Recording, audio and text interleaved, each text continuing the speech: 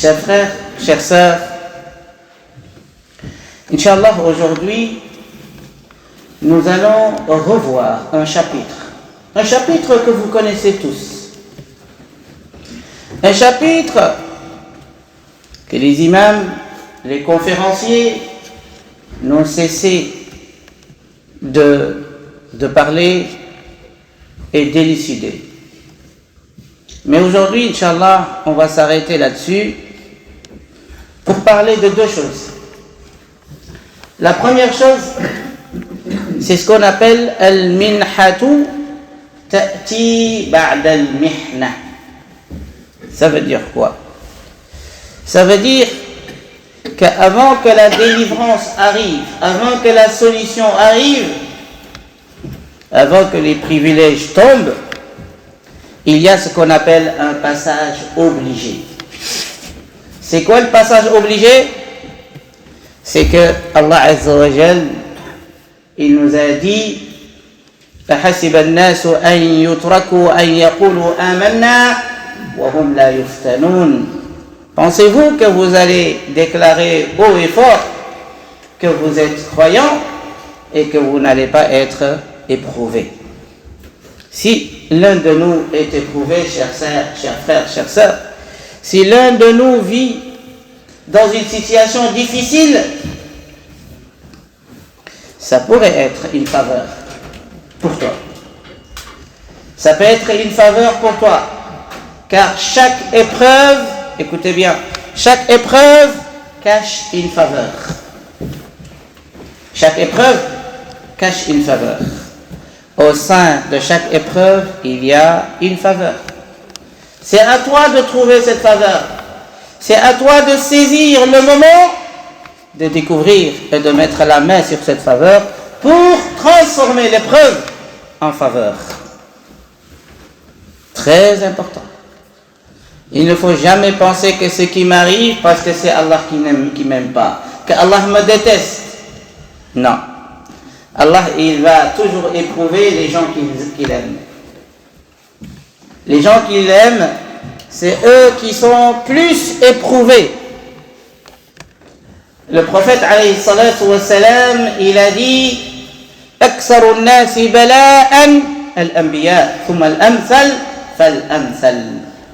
Les gens qui sont plus éprouvés, ce sont les prophètes. Et puis, ceux qui viennent en dessous, et puis ceux qui viennent en dessous, ceux qui viennent après. Et là, nous allons donner un exemple sur l'histoire du prophète alayhi salatu wa salam, qui est notre modèle. وَلَقَدْ كَانَ لَكُمْ فِي رَسُولِ اللَّهِ أُسْوَةٌ حَسَنَةٌ. Nous avons, dans la vie du prophète, dans son exemple, nous devons vraiment méditer là-dessus. Nous devons tirer des avantages, nous devons tirer des sagesses de la vie du prophète alayhi salam. C'est l'homme le plus aimé auprès d'Allah, n'est-ce pas? Mais regardez ce qu'il a subi lui-même. Il a subi ce qu'on appelle l'embargo pendant 3 ans. 3 ans, il vit dans un endroit que l'on appelle Shi'b Abi Talib. 3 ans fermé. Dans un coin à la Mecque, là où il est né. Vous imaginez? Là où vous êtes né, là où vos ancêtres étaient même les chefs de cette ville, là on vous met un embargo. Au point où le prophète et ses compagnons, Ridwanullahi alayhim, ils mangeaient les feuilles d'arbres. Ils n'avaient pas quoi manger. Il a subi cet embargo. Al-Busayri nous dit وَشَدَّ مِنْ صَغَبٍ أَحْشَاءَهُ وَطَوَى تَحْتَ الْحِجَارَةِ كَشْحًا مُتْرَفَ الْأَدَمِ. Au point où le prophète alayhi salam, il mettait des pierres sur son ventre, il les attachait pour pouvoir rester debout. Est-ce qu'on est arrivé là, chers frères, dans nos épreuves, au point où on ne peut pas rester debout pour adorer Allah? Il faut mettre des pierres sur nos ventres pour nous rester debout.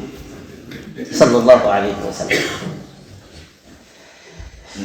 Il va commencer la da'wa à la Mecque.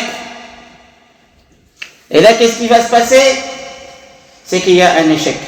Oui, le mot est dur. Le prophète, alayhi salatu wassalam, il a eu un échec à la Mecque. La da'wa n'a pas réussi. Il a eu quelques personnes, mais il a été rejeté par la majorité de la société. Qu'est-ce qu'il fait? Il va orienter sa da'wa. Le prophète stratège, le prophète intelligent. D'ailleurs, ça fait partie, quand vous étudiez ce qu'on appelle al-aqidah, on vous enseigne qu'un prophète n'est jamais un abruti. Il est toujours intelligent. Al-fitna. Il y a 4 conditions pour un prophète. Al-sidq, wal-amana, wal-tabligh, wal-fitna, c'est-à-dire al-zaka. Il doit être véridique. Il doit transmettre le message. Al-fitna, wal-tabligh, wal-amana. Il doit être digne de confiance. Et là, il va réfléchir. La Mecque, ça ne marche pas. Là, je vais où? À Taïf, à 80 km, 70 km de la Mecque. Ça ne marche pas à Bruxelles, mais va à Liège, va à Namur, va ailleurs. Tu ne peux pas rester dans un endroit où ça ne marche pas. Tu as touché sur toutes les portes, ça ne marche pas, mais change. C'est ça la stratégie du prophète, alayhi salatu wassalam. Tu fais quelque chose, tu as essayé, ça t'a marché, mais change de stratégie. Et là, le prophète, alayhi salatu wassalam, il va aller à Taïf, en espérant que les choses vont changer. Qu'est-ce qu'il fait? Il va sortir à la Mecque discrètement. Ça aussi, ça fait partie de nos projets. اطلبوا الحوائج بالكتمان فإن كل ذي نعمة محسود. Quand vous êtes dans un projet, restez dans la discrétion. Il ne faut pas en parler dans chaque café. Dès que vous rencontrez quelqu'un qui sait quoi, je suis dans un projet, je suis... La discrétion. Vous en parlez seulement à ceux qui peuvent vous aider, ceux qui peuvent vous accompagner dans votre projet. Les gens, ça ne les regarde pas. Pourquoi vous en parlez? Il est sorti discrètement avec Zayd ibn Haritha, le jeune Zayd. Taïf. Il n'a même pas pris une monture. Il est parti à pied. 80 km. Il va rester 4 jours. Pour que les Mécois ne pensent pas qu'il a fait un long voyage. Il est parti pour un petit mouchoir et puis il va venir. Il est sorti pour acheter quelque chose et puis il va revenir. Et là, il arrive à Taïf. Il va aller rencontrer les chefs, les dignitaires. Discrètement, chacun individuellement, pour lui parler. Il va voir le premier. Il va lui parler, l'autre lui dit: Allah, il n'a pas trouvé quelqu'un d'autre que toi pour l'envoyer. Tu peux rentrer chez toi. Ne compte pas sur moi. C'est toi qu'Allah a envoyé. Laisse tomber. Il va vers le deuxième. Le deuxième lui dit: soit il y a une des deux choses. Soit nous on est meilleurs que toi et tu ne mérites pas qu'on te parle, ou toi tu es meilleur que nous et que toi, nous on ne mérite pas que tu nous parles. Solution impossible. Donc, on ne veut pas te parler. On ne peut pas t'aider. Il va vers le troisième. Le troisième lui dit: même si je t'avais vu que tu volais autour de la Kaaba et que tu jures par les plus puissants serments, je ne vais pas te croire. Va ailleurs. Va chercher ailleurs. Deuxième échec. Il n'a pas réussi à convaincre une personne. Une personne. Et là, dès qu'il a su que ça n'a pas marché, il leur a demandé une faveur. Ne dites pas aux Mécois que je suis venu chez vous demander de l'aide. C'est tout ce que je vous demande. Vous ne voulez pas m'aider, c'est pas grave. Mais ne le dites pas aux Mécois. Ils ont dit, c'est ce qu'on va faire en premier.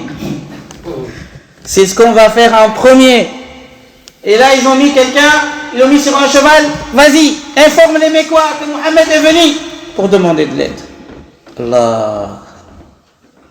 C'est fini, non? C'est pas fini. Ils ont embarqué les jeunes, les fous, toutes, si je peux le dire comme ça, toute la racaille de Taïf. Ils ont dit, ils ont fait 2 rangs.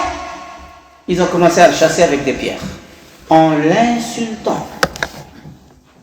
Sallallahu alayhi wa sallam. Ici, on parle du meilleur des hommes, n'est-ce pas? On est en train de parler, de qui? De Muhammadun Rasulullah. C'est pas n'importe qui.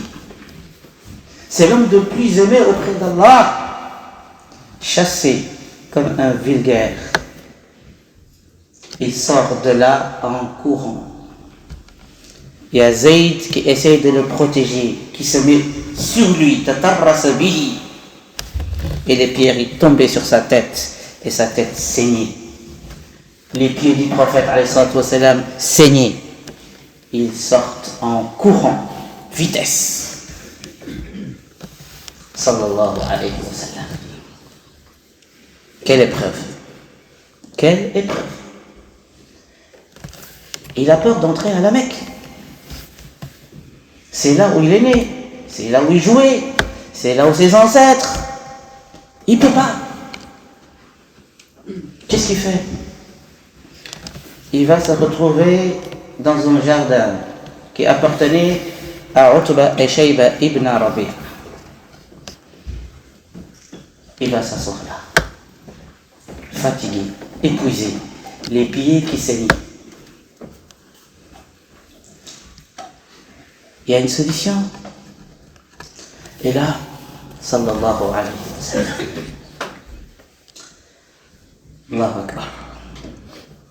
C'est là où il va se tourner vers Allah. Et ce qui est intéressant, c'est ce qu'il va dire. Les invocations que le prophète alayhi salatu wassalam fera dans cet endroit. Allahumma inni ashku ilayka da'fa quwwati wa qillata hilati wa hawani 'ala an-nas. وهواني على الناس أنت رب المستضعفين إلى من تكلني إلى بعيد يتجهمني أم إلى عدو ملكته أمري. Cette invocation, chers frères, chères sœurs, elle est puissante. Dans la sira du prophète, alayhi salatu wassalam, il y a plusieurs invocations, on est d'accord? Mais celle-ci, chers frères, mémorisez-la. Il faut la connaître. Car la meilleure des invocations, c'est lorsque tu mets en exergue, en évidence, ton état, ta faiblesse, ta condition humaine. Il dit, Allah, inni ashku, je me plains. Je suis fatigué, j'en ai marre. Comprenez? Inni ashku, je me plains auprès de toi. De quoi? Ta'fa quwwati, j'ai pas de force. J'ai personne qui me soutient. Je suis perdu. Je suis vilipendé. Je suis rejeté partout.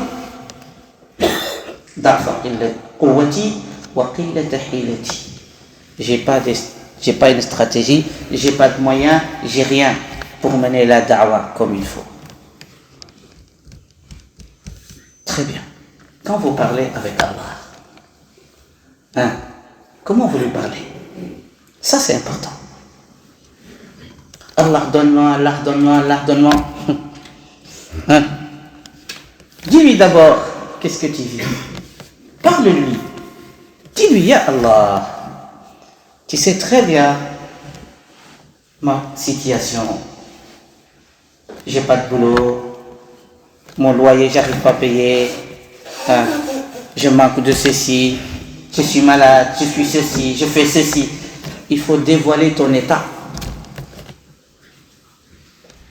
Hein.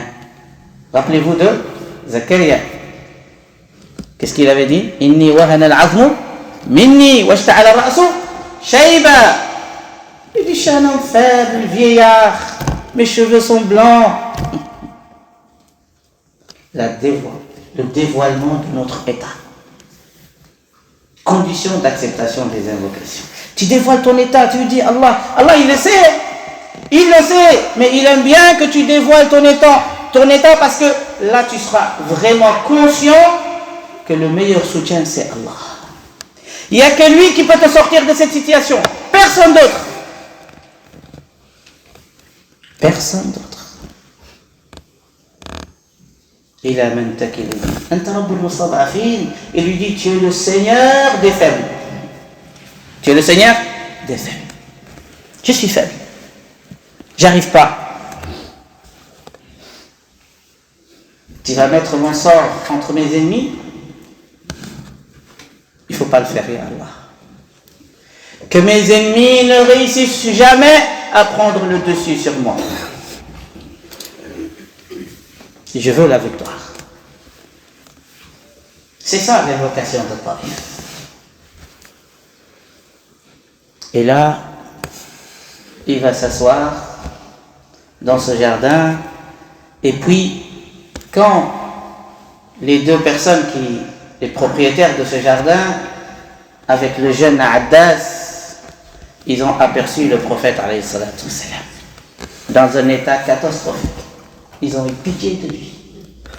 Ils lui ont envoyé des raisins pour qu'il mange. Dès qu'il prend les raisins, il dit Bismillah.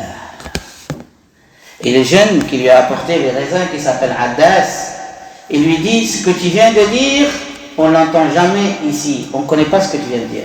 Bismillah.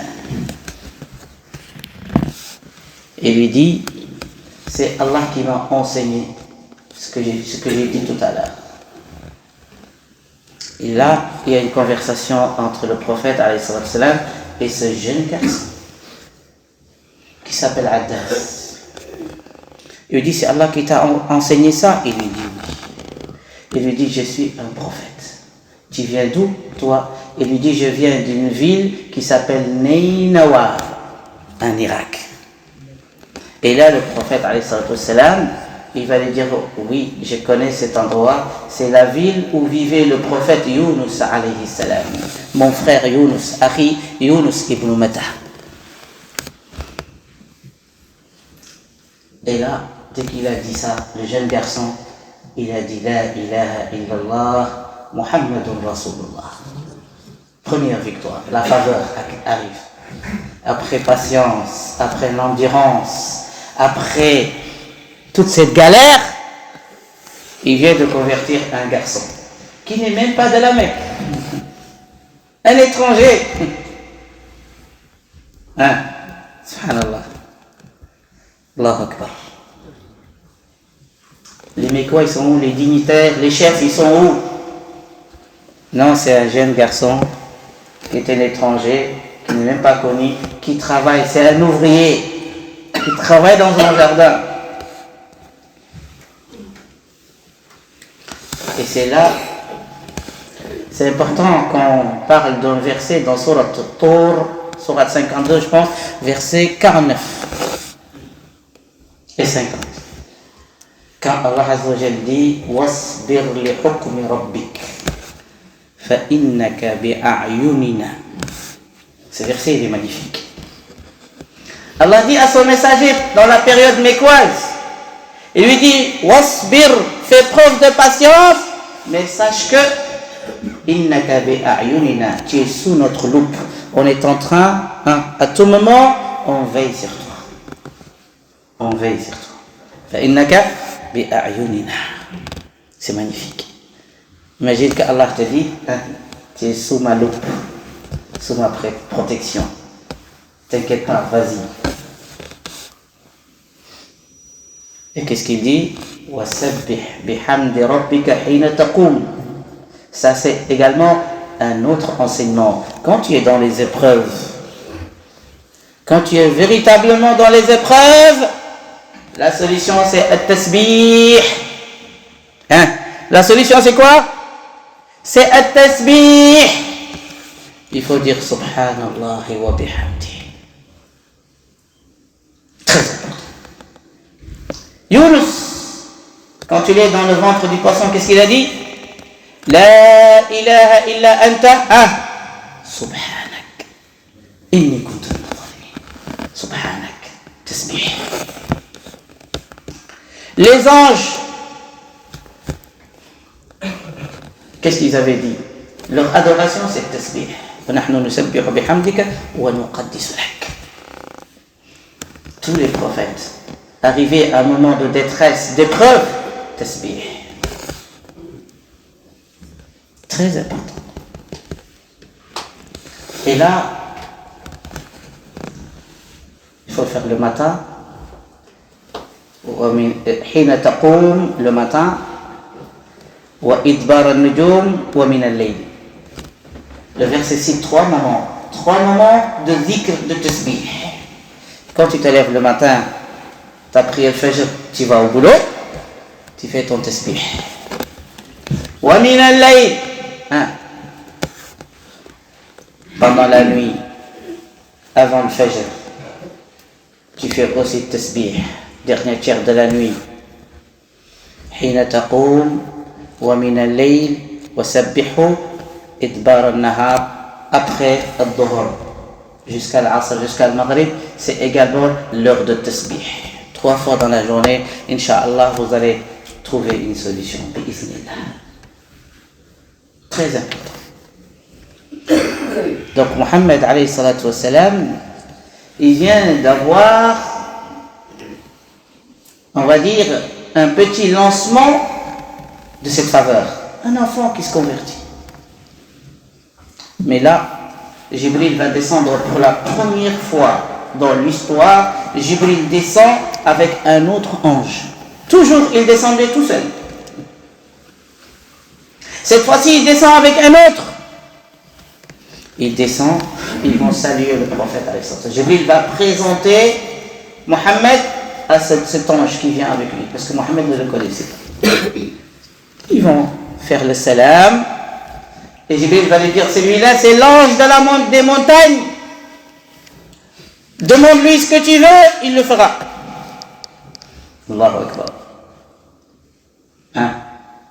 Il lui dit, si tu lui demandes d'écraser, l'ange lui dit, si tu veux que j'écrase les gens de la Mecque, entre les deux Al-Akhshabayn, les deux montagnes, j'écrase tout le monde.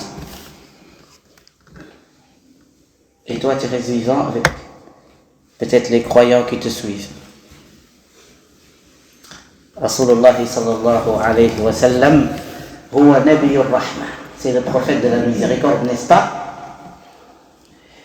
Il ne va pas dire ce que Nuh avait dit. Nuh, qu'est-ce qu'il avait dit?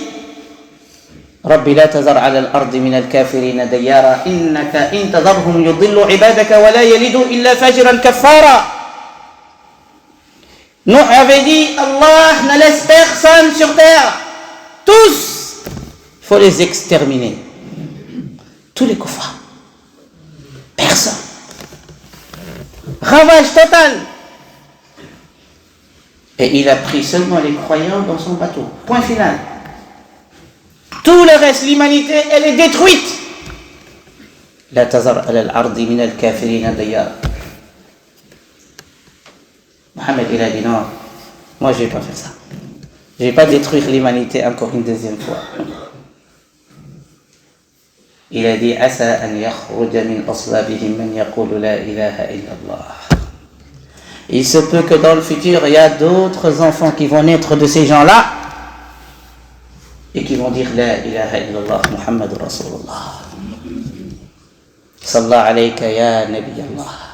اللهم صل على محمد وعلى آل محمد كما صليت على إبراهيم وعلى آل إبراهيم وبارك على محمد وعلى آل محمد كما باركت على إبراهيم وعلى آل إبراهيم في العالمين إنك حميد مجيد. Là, Rasulullah sallallahu alayhi wa sallam, il va aller pour rentrer à la Mecque, et c'est là où il va se mettre à prier, il va lire le Coran, et puis les djinns vont venir. Inna sami'na Qur'anan ajaban yahdi ila rushd fa'amanna bihi. Allahu Akbar. Les djinns ont répondu au message du prophète alayhi salatu wassalam avant nous. Il y a eu quelques humains à la Mecque, mais massivement, ça c'est les djinns. Et ils ont écouté une fois. Et ils ont accepté la da'wah. Nous les humains, on est têtus. On est très têtus. Et là, la faveur, Allah Azza wa Jal descend donc la faveur sur le prophète alayhi salatu wassalam. Après longue période d'épreuve. Donc ne vous inquiétez pas. Chacun de nous, toi mon frère, toi ma soeur, si tu vis des situations difficiles, صبر واصبر لحكم ربك فإنك بأعيننا. Tu es sous nos yeux, on t'observe, et ne perds jamais d'espoir, et place ta confiance en Allah et fais ce que tu dois faire, passe par les causes, Inch'Allah. بعد المحنة المنحة. Après l'épreuve, il y a la faveur. Inna ma'al usri yusra, inna ma'al usri yusra. Ud'u Allah yastajib lakum.